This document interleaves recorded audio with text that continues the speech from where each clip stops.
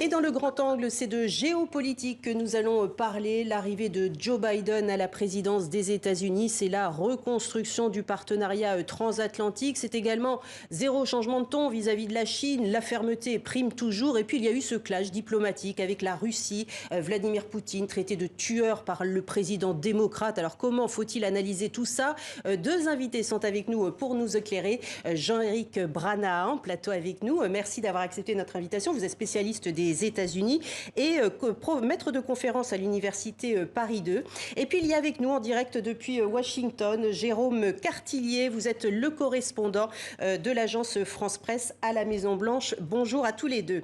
Alors je commence avec vous justement, Jérôme Cartillier, pour détendre un petit peu l'atmosphère parce que ça va être plus lourd après. Une première question donc plutôt légère. Vous qui côtoyez la Maison-Blanche de près, quelle est l'atmosphère en cette haute sphère depuis le départ de Donald Trump? C'est tout à fait autre chose. Oui, on peut dire que c'est radicalement différent. Ce qu'on peut dire, c'est que Joe Biden avait fait une promesse sur le style, avait fait une promesse de calme à l'Amérique et qui tient sa promesse. C'est-à-dire que le ton, c'est une Maison-Blanche sans drame. Ça fait un peu plus de 65 jours qu'il est là. Évidemment, le contraste est absolument saisissant avec les 4 années de Donald Trump. Il n'y a pas besoin d'extrapoler beaucoup là-dessus. Mais il garde sur le ton, sur la forme, incontestablement, il est sur un profil calme. Il n'y a pas de drame. Il a tenu une conférence de presse il y a 2 jours. C'est un peu à l'image de ses 60 premiers jours, sans éclat, sans grandes annonces non plus, mais sans drame. Jean-Éric Brana, le ton était également tout autre la semaine dernière lors du premier face-à-face qui a eu lieu en Alaska. On a eu l'occasion d'en parler. Le premier de l'ère Biden entre les États-Unis et la Chine, très loin, très loin des discours convenus lors de ce genre de réunion. Un torrent d'accusations de part et d'autre entre Anthony Blinken, le chef de la diplomatie américaine, et son homologue chinois. Vous diriez que c'est un fiasco intégral, cette rencontre ? Ah non, je pense pas. Je crois qu'au contraire, c'était assez nécessaire que chacun puisse se parler. Vous savez, quand on se parle, c'est toujours bon signe en diplomatie. Il faut se dire les choses plutôt que de sortir les fusils et les canons. Donc en réalité, on s'est dit des choses un peu brusquement, il est vrai. Et puis, on est allé aussi, quand même. Oui, mais là, ils avaient tous les deux rappelé les journalistes quand même. Il s'agissait des responsables de la diplomatie. C'était pas les chefs d'État. Et d'ailleurs, Joe Biden l'a dit lors de sa conférence de presse. Les rapports que lui a avec le président Xi Jinping seront différents puisqu'ils se connaissent personnellement. Ils ont des rapports cordiaux et donc ils vont pouvoir apaiser toutes ces choses-là. Mais pour qu'ils puissent les apaiser, il fallait d'abord crever l'abcès, effectivement. Et puis là, tout a été abordé. Et tout a été abordé. Mais écoutez, on est sorti d'une période où il n'y avait plus de diplomatie et où effectivement on était dans l'Amérique repliée alors que les Chinois parlaient de la route de la soie, étaient dans l'expansionnisme. Et tout d'un coup, les Chinois s'aperçoivent que Joe Biden revient avec ses idées très claires quand même sur la diplomatie. Rappelons, c'est un expert de la diplomatie, qu'il a été président de la Commission des Affaires étrangères du Sénat à 2 reprises, qu'il a été celui qui portait la diplomatie du temps de Barack Obama. Et les Chinois l'ont dit d'ailleurs, ils l'ont dénoncé. Vous voulez à nouveau mener le monde à votre façon, imposer votre vision de la démocratie. C'est pas comme ça que ça doit fonctionner. Donc il y avait des ajustements à faire. Alors Jérôme Cartillier, justement, en gros, vu de Pékin, Biden, c'est Trump plus les droits de l'homme. C'est donc Trump empire, si on peut dire. Est-ce que, selon vous, c'était important, justement, comme vient de le dire Jean-Éric Brana, de tout mettre à plat, y compris les sujets qui fâchent énormément, tels les Ouïghours, Taïwan, Hong Kong d'un côté, et puis les attaques des droits de l'homme aux États-Unis de l'autre? Oui, absolument, parce que c'est le début d'une relation, et donc très clairement, Joe Biden voulait faire preuve de fermeté, d'abord parce qu'il a été, pendant la campagne, en tout cas ses adversaires essayaient de le dépeindre, Donald Trump en tête, comme un vieux monsieur inoffensif, si on veut, un peu perdu même parfois. Il avait ces mots parfois très agressifs, très péjoratifs à son égard. Et puis ensuite, parce que c'est effectivement un domaine qu'il connaît et sur lequel il a envie d'afficher une fermeté d'entrée. Alors sur la Russie et la Chine, c'est un petit peu différent. Sur la Chine, très clairement, ce qu'il souhaite faire, c'est le même genre de fermeté, mais différemment. Parce que Donald Trump fonctionnait tout seul. Joe Biden veut essayer d'avoir un front plus uni avec les alliés. On va voir jusqu'où ça peut fonctionner, mais en tout cas pour l'instant c'est clairement le message qui est envoyé. Il a été extrêmement clair, Anthony Blinken. Je vais reprendre ces mots. Notre relation avec la Chine sera compétitive quand elle devra l'être. Elle sera collaborative quand elle pourra l'être et elle sera antagoniste quand ce sera nécessaire. Les choses ont été claires. Écoutez, il a parlé à l'opinion publique américaine, comme le faisait Donald Trump d'ailleurs, mais c'était absolument nécessaire de rassurer les Américains là-dessus, puisque, comme le disait Jérôme, et il avait vraiment raison, l'axe de Donald Trump, c'était de dire « après moi le déluge ». Écoutez, moi j'ai réussi à contenir cette marée chinoise et vous allez voir, vous allez être submergé une fois que Biden sera là parce qu'il est trop faible. Et en même temps, on peut rajouter aussi qu'il ajoute une valeur supplémentaire, puisque Biden est en train d'apporter un plan de reconstruction de l'appareil industriel américain, c'est-à-dire de s'occuper aussi de la reconstruction intérieure et pas simplement d'essayer d'arrêter les Chinois. C'est un plan vraiment très différent. Et vous l'avez signalé, et Jérôme également, les droits de l'homme sont à nouveau au rendez-vous. Et ça, pardon, mais ça avait totalement disparu depuis 4 ans. Vous remarquerez que les Européens reparlent également des droits de l'homme, alors qu'eux aussi s'étaient rendus bien discrets, notamment sur les Ouïghours, où il y a quand même un vrai scandale planétaire, et plus personne n'en parlait depuis quelques années. Donc là-dessus, c'est à mettre au crédit aussi de l'arrivée de la nouvelle administration qui remet ce dossier-là sur la table. Et puis il y a eu des questions également ultra sensibles comme Taïwan, où là Anthony Blinken est même allé jusqu'à qualifier Taïwan de pays. La représentante de Taïwan était notamment invitée lors de l'investiture de Joe Biden à la Maison-Blanche. Donc il est allé plus loin que l'administration Trump ne l'avait fait, parce que Trump s'était abstenu de parler de Taïwan. Enfin, alors, pas tout à fait. Il y a eu des signes vis-à-vis de Taïwan, notamment, souvenez-vous, quand Trump était arrivé, le premier coup de fil était pour Taïwan. Donc, de ce côté-là, il avait d'ailleurs fâché les Chinois à ce moment-là.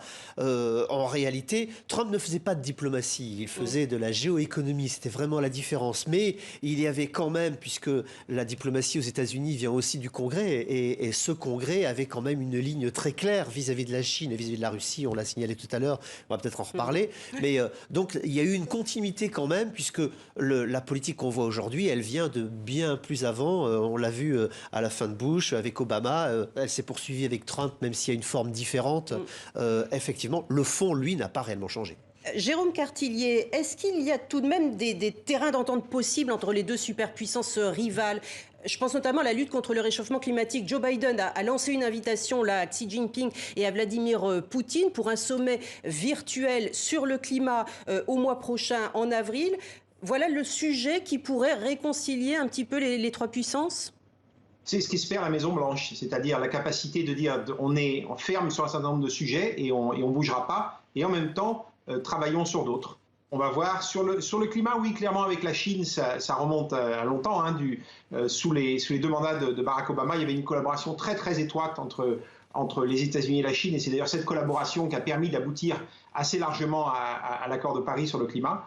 Évidemment, tout ça s'est écroulé sous le mandat de Trump qui ne s'occupait pas du réchauffement climatique. Ça revient, c'est effectivement probablement le dossier sur lequel ils peuvent travailler le plus ensemble. Ce sera quoi ? Ce sera un petit peu le calumet de la paix sur le dos de l'écologie ? Oui, ça permet en tout cas d'afficher des... Alors, ils ne seront pas ensemble, il n'y aura pas de photos de famille cette fois-ci, puisque c'est un sommet virtuel, mais ça permet d'afficher des moments à défaut de complicité, des moments où les deux grandes puissances vont dans la même direction. Et je pense qu'il y a de la place sur ce dossier-là, avec la Chine en tout cas. La Russie est beaucoup moins allante sur le dossier. Et Xi Jinping et Vladimir Poutine ont accepté, je ne sais pas, l'invitation qui a été lancée par Joe Biden. On n'a pas eu encore de retour. Il y a une invitation qui a été lancée par la Maison-Blanche formellement hier. Il y a 40 pays, les principaux pollueurs de la planète. On attend leur réponse. Jean-Éric, excusez-moi, c'est pas la première fois. Brana, est-ce que justement vous évoquez la Russie ? On va revenir sur l'escalade verbale qui a eu lieu entre Biden et Poutine, traiter son homologue de tueur et puis répondre c'est celui qui l'est qui le dit qu'il l'est. C'est une passe d'armes verbale qui semble précipiter la relation américano-russe dans une situation de tension encore plus dure ? Non, pas du tout. D'abord, c'était pas une attaque de la part de Joe Biden, c'est pas une déclaration solennelle qui est faite par le président. Voilà, c'était un journaliste qui interroge Joe Biden et lui demandant s'il est un tueur, il répond oui, je le pense. Donc c'est pas tout à fait la même chose. Ça remet quand même les éléments dans un contexte un petit peu plus apaisé. Mais c'est vrai que ces deux-là ne s'aiment pas. Ils s'aiment pas depuis très longtemps déjà. Souvenons-nous, il y a 8 ans, Joe Biden avait regardé Poutine dans le blanc des yeux en disant je crois que vous n'avez pas d'âme. Autrement m'ont dit vous êtes le diable. Moi, je trouve que tueur, c'est une dégradation par rapport à diable. Hein. Donc, je vois, moi, un réchauffement. Plus sérieusement, il a quand même mis sur la table des vrais dossiers. Il a dit la Crimée, c'est un préalable, ça doit revenir à l'Ukraine. Et puis, il y a Nord Stream qui pose un problème aux Américains. Il s'agit de remettre le pied en Europe. Il s'agit de remontrer la puissance américaine. C'est quelque chose qui tient particulièrement à cœur à Biden. Il est toujours dans le vieux monde de ce côté-là. Et il considère que l'Amérique est un parapluie pour les Européens. Puis en même temps, dire à Poutine que c'est un tueur, pardon, mais ça a quand même fait plaisir à certains pays, l'Ukraine et la Pologne, qui se rapprochent du coup de l'OTAN en se disant, bah tiens, les Américains sont revenus, donc on avait plutôt tendance à mettre un pied dehors, on va peut-être refaire le chemin inverse. Jérôme Cartillier, comment ça a été perçu à Washington parmi vos confrères, notamment américains sur place? Alors c'est vrai, la phrase de tueur a été sortie de son contexte, mais néanmoins, ça a été perçu là encore comme un ton très, très guerrier de la part guerre froide. On parle beaucoup de guerre froide. Non, mais c'est bien passé parce que ce qu'il voulait faire surtout, c'est un message de clarté. On sort de 4 années sur les relations entre les États-Unis et la Russie extrêmement confuses, liées au comportement de Donald Trump avec des attitudes vraiment changeantes. Moi, j'étais notamment avec lui au sommet de Helsinki où c'est Vladimir Poutine qui tenait les rênes d'une conférence de presse absolument incroyable et Donald Trump semblait un peu perdu. On a eu toute une série d'événements comme ça. Donc là, il y avait l'idée d'entrer, de dire, voilà, on est capable de tenir tête à Vladimir Poutine, je suis capable de lui tenir tête. Donc il y a effectivement ce petit épisode de la Easier Killer, mais au-delà de ça, c'est vraiment clarifier les choses d'entrée de jeu. Et de ce point de vue-là, ça a été réussi, là, pour le coup. D'ailleurs, des deux côtés, chez les démocrates comme chez les républicains, bien sûr. Sur l'OTAN, Washington a exprimé sa volonté de reconstruire l'alliance avec l'Union européenne. Là, il a été plutôt rassurant avec ses alliés. Il a aussi cherché du côté de l'Australie, du Japon, de la Corée du Sud. Là aussi, il a eu un sommet virtuel. Il a bien montré ses alliés. Il s'agit de rassurer un petit peu tout le monde face à ces attaques à l'égard de la Chine et de Poutine. Alors 2 points. Il s'agit effectivement de rassurer tout le monde et d'essayer de replacer la dynamique dans le sens que veulent les Américains. Ça c'est un premier point. Il s'agit de reconstruire. Il s'agit aussi de se replacer dans un monde multilatéral. Donc une rupture très forte avec ce que faisait Donald Trump. Autant sur certains dossiers, on est américain avant tout. On l'a vu sur la vaccination, puisque c'était le dossier précédent. Avant d'aller donner aux pays pauvres, on va d'abord tous se vacciner et être en bonne santé. Puis après, on verra ce qu'on peut faire pour le reste du monde. Mais quand même, l'idée de travailler ensemble est un message important que les Américains veulent faire passer. C'est là-dessus que Joe Biden s'est construit. Encore une fois, ça fait 50 ans qu'il est en vie politique. Il a donc un logiciel qui est largement éprouvé. Il ne va pas le changer. Il a une culture politique que n'avait pas Trump avant. Jérôme Cartillier, une dernière question. Est-ce que vous avez l'impression, ou est-ce trop tôt pour le dire, que la superpuissance américaine sur le plan de la diplomatie étrangère est revenue? Je n'irai pas aussi vite, je dirais simplement c'était la phase la plus simple en quelque sorte. Il a remis les pendules à l'heure, il a remis des gens professionnels à un certain nombre de postes, il travaille en équipe. Donald Trump ne travaillait jamais en équipe, que ce soit à la Maison-Blanche ou avec le département d'État. Donc on revient à un fonctionnement un peu plus constructif. C'est le début, c'est 65 jours, c'était la partie la plus facile si on peut dire. On va rentrer dans le dur sur tous les dossiers, sur le rapport à la Chine, sur le bras de fer avec la Russie. Donc je dirais qu'il a bien franchi ce premier obstacle, cette première phase, cette entrée en matière. Le plus dur reste à venir. Voilà, donc Joe l'endormi, comme on le voit en titre de ce grand angle, n'est plus trop endormi, ou en tout cas, il s'est bien réveillé. Merci beaucoup, Jérôme Cartillier, correspondant de l'AFP à Washington, d'avoir été avec nous. Merci beaucoup, Jean-Éric Brana. Et puis l'occasion de parler de votre dernière biographie également de Joe Biden à l'édition Nouveau Monde. Et puis je crois qu'il y en aura une autre à suivre de Kamala Harris. Il y a tant de choses à dire. Merci beaucoup à tous les deux d'avoir été avec nous donc pour évoquer la diplomatie américaine.